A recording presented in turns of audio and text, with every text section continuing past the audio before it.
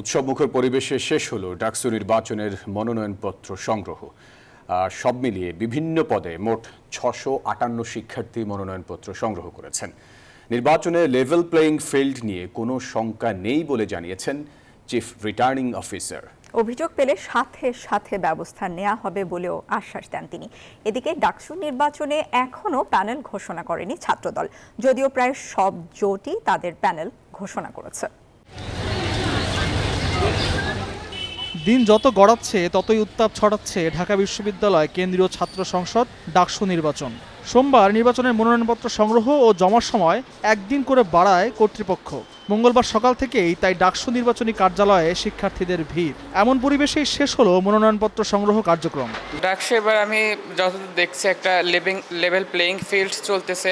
যোগ্য প্রার্থীদেরকে ভোট দিয়ে তারা নির্বাচিত করতে পারে, সেটাই হবে এই ডাকসুর একটা বড় একটা অ্যাচিভমেন্ট। আমরা ডাকসুকে খুব সুন্দরভাবে বরণ করে নিয়েছি। শিক্ষার্থীরা সবাই উচ্ছ্বসিত এবং একটা প্রতিদ্বন্দ্বিতামূলক পরিবেশ বিরাজ করছে। আমারও আমার জায়গা থেকে আমার বিশ্ববিদ্যালয়কে দেওয়ার কিছু আছে, সেই জায়গা থেকে আমি ভাবলাম যে অবশ্যই আমার উচিত সেই আমানতটা রক্ষা করা। আশাবাদী যেমন আশঙ্কাও আছে।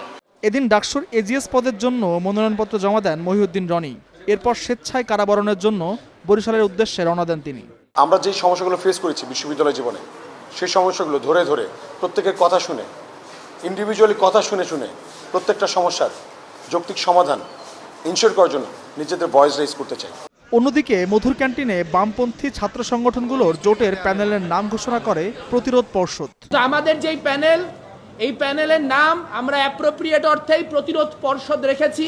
মনোনয়নপত্র জমা দেন ঢাবি শিবির সভাপতি এস.এম. ফরহাদ। ঘোষণা দেন ছাত্র শিবিরের নেতৃত্বাধীন প্যানেলের নাম ঐক্যবদ্ধ শিক্ষার্থী জোট। অন্যদিকে মনোনয়নপত্র জমা ও গ্রহণের সময় বাড়ানোকে নির্দিষ্ট দলের প্রতি পক্ষপাতদুষ্ট আচরণ হিসেবে দেখছে শিবির নেতা সাদিক কায়েম। একই অভিযোগ ছাত্র অধিকার পরিষদের সভাপতি বেনিয়ামিন মোল্লার। শিক্ষক যদি তার দলীয় আদর্শকে এখানে প্যাট্রোনাইজ করতে চান, তাহলে তারা ছাত্রদের বিপক্ষে অবস্থান নেবে। আমাদের ঐক্যবদ্ধ শিক্ষার্থী জোট, এই জোটে অন্যান্য স্টেক হোল্ডার যারা প্রত্যেকে যার যার জায়গা থেকে শিক্ষার্থীর জন্য কাজ করেছেন। ছাত্র দলের প্যানেল এখনো চূড়ান্ত হয় নাই, তার থেকে এটা সুস্পষ্টভাবে বোঝা যাচ্ছে যে ছাত্র দলের প্যানেল চূড়ান্ত হয় নাই। এ কারণে আসলে আজকে মনোনয়ন সাবমিট করার শেষ ডেট। প্যানেল চূড়ান্ত না হলেও বিএনপির ভারপ্রাপ্ত চেয়ারম্যান তারেক রহমানের নির্দেশেই ছাত্রদল নেতাকর্মীরা মনোনয়নপত্র নিচ্ছে বলে জানান ঢাবি ছাত্রদলের যুগ্ম সাধারণ সম্পাদক গাজী মোহাম্মদ আলামিন। বাংলাদেশ জাতীয়তাবাদী ছাত্রদলের হয়ে এবং একই সাথে সাধারণ শিক্ষার্থীদের প্রতিনিধি হয়ে আমি 40,000 সাধারণ শিক্ষার্থীদের জন্য কাজ করতে চাই। তবে ছাত্রদল কিংবা অন্য কাউকে সুবিধা দিতে নয়, সবার কথা ভেবেই মনোনয়নপত্র তোলা ও জমার সময় বাড়ানো হয়েছে বলে জানিয়েছেন চিফ রিটার্নিং কর্মকর্তা।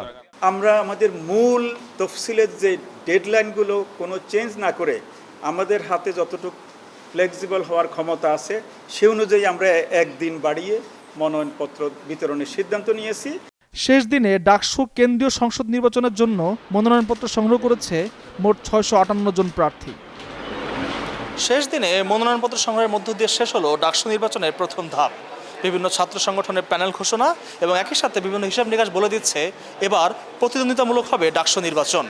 এখন দেখার বিষয় বিশ্ববিদ্যালয় প্রশাসন কতটা স্বচ্ছভাবে এই নির্বাচনের আয়োজন করতে পারে।